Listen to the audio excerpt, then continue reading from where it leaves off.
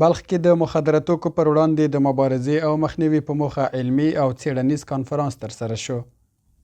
یاد کنفرانس چې د هیواد بیلابیلو ولایتونو پوهنتونونو څیړونکو، لیکوالانو او استادانو وړاندې کړ، وایي څیړنې په اقتصادي، ټولنیزو، جسمي، رواني او نورو برخو کې کړي دي چې ټولنه د مخدره توکو د پیر او پلور او کرنې ته اړ باسي. دوی دغه راز زیاتوي چې د یادو تګلارو مخنیوي لپاره یې هم ځانګړې څیړنې کړي دي ترڅو ځوان کهول له دغه خطرناکې پدیدې څخه ځانونه وژغوري. مقالاتی که از طرف اساتید و دانشمندان مختلف پوهنتون‌های دولتی و خصوصی از سر تا سر افغانستان به این کنفرانس امسال گردیده است حاوی پروگرام‌ها و برنامه‌هایی که در رابطه به مبارزه علیه مواد مخدر که شامل بخش‌های کاشت و تجارت و همچنین قاچاق مواد مخدر می باشد و ابعاد اجتماعی، اقتصادی و بخش صحت داره، سلامت جسمی و روانی شامل میشه. گرچند در این عرصه تحقیقات زیاد صورت گرفته، تحقیقی که من انجام دادم پیرامون پیشگیری است. یعنی ما چگونه میتوانیم که جوانا قبل از اینکه فرض مثال به اعتیاد روی بیاره، ما قبل از وقوع باید پیشگیری انجام بدیم.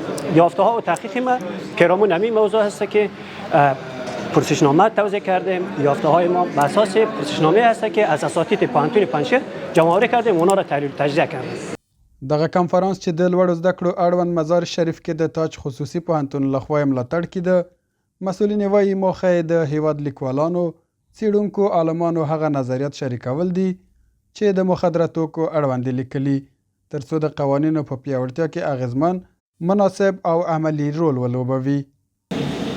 پوهنتون تاج بر اساس این دیدگاه امروز این برنامه بزرگ علمی را تدارک دیده تا باشد نویسنده های محترم، محققین گرامی که از سراسر افغانستان مقالات علمیشان را در رابطه و مبارزه با مواد مخدر تحریر کردن نتایجش شریک بسازد تا باشد که برای سیاستگزاران امارت اسلامی افغانستان راهکار عملی مؤثر و مناسب را جهت پیشگیری و مدیریت سالم و کاهش مواد مخدر و اعتیاد به مواد مخدر در جامعه عرضه نماید.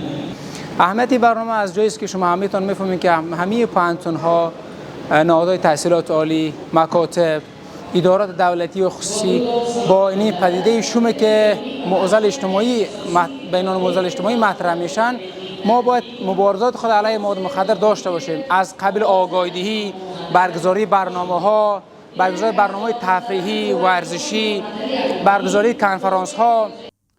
بلور ته د بلخ ځای چارواکو دغه کنفرانس د ځوانانو لپاره مهم وبله او په خبره مخدره توکي د ټولنیزو او اقتصادي زیانونو یو لوی لامل دی چې مخنیوی د ټولو ګډ مسؤلیت دی. چارواکو دغه راز ډاډ ورکړ هغه ځوانان چې زده کړې کړي او زده کړو کولو ته لیواله دي، اسلامي امارت به هر اړخیز ملاتړ کوي. اقدام نشان دهنده است که یک تعهد این نهاد باید برگزار شود که این نهاد علمی در خدمات با جامعه علم و آینده و جوانان افغانستان می باشد. بزرگواران گرامی، مواد مخدر یک از بزرگترین نهادهای در برابر سلامت انسان، استحکام خانواده، امنیت اجتماعی و توسعه اقتصادی کشور است. از خاطر که جوانان امروز تحصیل کرده، کوشش کرده در هر بخشی که باشه انشالله و نظام اسلامی، امارات اسلامی در خدمتشان هستند و هر ضروراتی که داره و هر مشکلاتی که داره اگر داشته باشه و انشالله با مربوط نظام باشه، مربوط امارات اسلامی باشه، نظام بر خدمتشان است. په وسنۍ زمانه کې ټول مسلمانان په دې مکلف دي که هر ارګان وي چې هغه به د مواد مخدرو مخنیوی کوي، که په هره طریقه وي.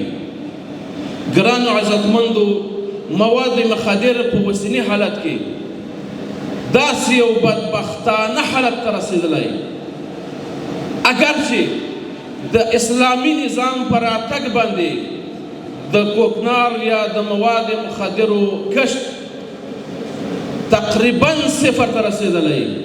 د معلوماتو له مخې د اسلامي امارت د بیا واکمنېدو راهیسې ټول هیواد په ځانګړې توګه بلخ ولایت کې د مخدره توکو پر وړاندې د مبارزې پولیسو، دیني عالمانو، د بېلابېلو ادارو منصوبینو او ولس په ګډو همکاریو د مخدره توکو کارونه پیر او پلور د صفر تر کچې را رسېدلي او لا هم هڅې روانې دي تر څو دغه ناوړه پدیده له منځه یوسي.